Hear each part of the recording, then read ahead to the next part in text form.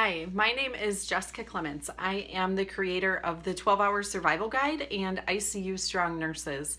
And I just wanted to take a minute to tell you a little bit about my story, my path, how I got on this kind of mission in my life to help other nurses. It all started actually, you'd think when you start as a nurse that you would be mindful of your health, that you would be like on track with things because you are so knowledgeable about health and fitness and how you eat and nutrition and all of that stuff, even mental things, right? Like, taking care of yourself spiritually and mentally. And I can tell some of you are probably sitting there chuckling in the background because that is actually not the case for most of us nurses, right? I became a nurse as a second career. I was 30 years old. I put myself back through school. I got out. I had a baby right away. Then I had another baby right away. And I was started in the ER and moved to the ICU. And I thought I had kind of achieved all of these things that I wanted to do. I was in an area that I was passionate about. I actually loved my job. I loved the people that I worked with. But I was suffering. I was suffering kind of silently. I thought being an ICU nurse and the things that we see, the challenges that we face with families, with our patients, with our coworkers, with the stress of what we do, was just something that I had to deal with on my own. And what I came to realize was that was false, first of all. And so if you need permission right now, let me tell you, you don't have to sign, the side effects of our job are not supposed to be there. Number one, that's the first thing. So there's permission right there. You don't have to feel this way all the time. I was depressed. I was overwhelmed. I had no outlet for any of these emotions. I would commiserate with coworkers, but there really was no resolution to it. I would get very frustrated and worked up, but again, there was no resolution to it. And then I decided one day, I was talking to some of the more experienced nurses in my unit, and I am lucky enough to work in a unit where we have nurses who have been there for 30 plus years, okay? Maybe not just in the ICU, but in nursing, and then a majority of the time in critical care. And I was noticing something about these people, and it was that they weren't crazy burnt out. You don't work 35 years at the bedside as just a snarky nurse every day. Those people leave, or you go do something else, or you find somewhere else to be. But one thing that connected all of them together was that they all took care of themselves. They took care of themselves spiritually. They were all very connected to their faith, to their beliefs, to their just a centeredness, not just Christianity, but just a centeredness, something that anchored them. They took care of themselves spiritually, or physically, I'm sorry. All of them worked out routinely. By routinely, I mean every single day. Every single day they worked out. Before work, they worked out after work, they worked out on their days off. They were very active people who took care of themselves. And the third thing I saw was they took care of themselves nutritionally. They didn't miss lunch. They didn't miss eating during their entire shift. They were drinking water.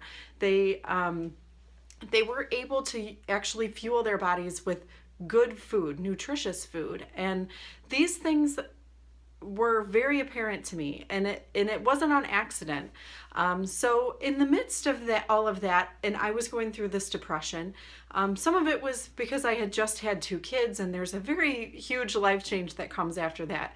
I was lucky enough to have a husband who supported me and encouraged me to really make a change. I was invited to an accountability group online. I had tried the gym multiple times.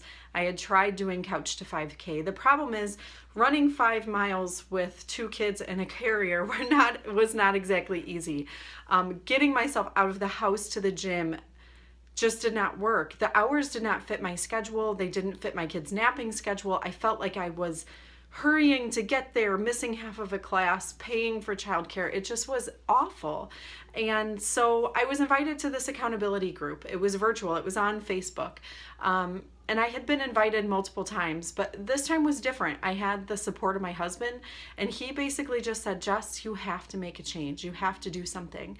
And this was the start of what I would call an iceberg effect, right? You think that you're just starting with this little thing. I thought I just needed to get my mom body taken care of, lose that baby weight, get fit, all of that. What I found was friendship. What I found was healing through taking care of myself. What I found was camaraderie of other women who were maybe not nurses at the time, but who were committed to taking care of themselves and really making changes in their life in a healthy way. And I did all of this through at-home fitness. I started a Beachbody program called 21 Day Fix. The portion control containers, which I'm sure you've seen on an infomercial somewhere near you, helped me figure out nutrition. I knew what I should be eating, but if I'm going to be honest with you, I thought that a serving of Greek yogurt just meant in whatever size bowl I happened to pull out of the cabinet at the time. When you learn that, no, that's really just 3/4 of a cup or maybe a half a cup for your serving size, and you look at it the first time and you think, oh my God, I'm going to be starving. But then you slowly start to realize that that's what your body needs. It needs just that fuel. It doesn't need the extra. And you learn that. And then you're drinking your Shakeology, and I was getting energy. It was controlling my cravings. It was helping me get through long shifts because I could drink it on the run. Because I was still a pretty new nurse. I didn't have everything figured out to be able to be as productive what I should be, and that's where my journey started. And where it has led now is to me realizing how many nurses like myself in the ICU need help figuring that out, need permission to start taking care of themselves. As caregivers, we are just sometimes inundated with the weight of what taking care of other people is. Not just our patients, but the families, the situations we're put in, the high stress levels, and coming home then and starting that all over again if you're a mom. Even if you're not a mom, just coming home and dealing with life after that. The work hangovers, I know some of you feel me on that. Those days where you wake up and you're just like, oh my gosh, I can't even get my head going the right way. All of that is helped when you start taking care of yourself little by little. And what I realized is that those little steps I was taking towards fitness and nutrition then overflowed into other areas like my marriage. It overflowed into other areas like my parenting, my friendships, my spirituality, my ability to say, time out.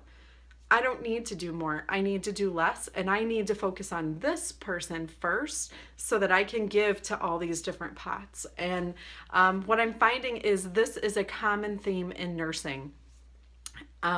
Across generations, across the country, we all have this tendency to give and give and give until it hurts, and it does hurt. And I want to just share with you that it doesn't have to hurt. I want you to find good balance.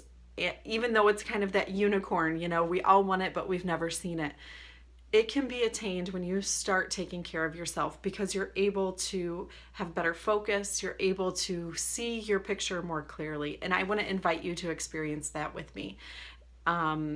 If you haven't already, go to jessicaclements.com, and there's information on there to get you started, or send me a private message here on Facebook, or my email, jessica@jessicaclements.com. It's CLEMENTZ. I will talk to you soon.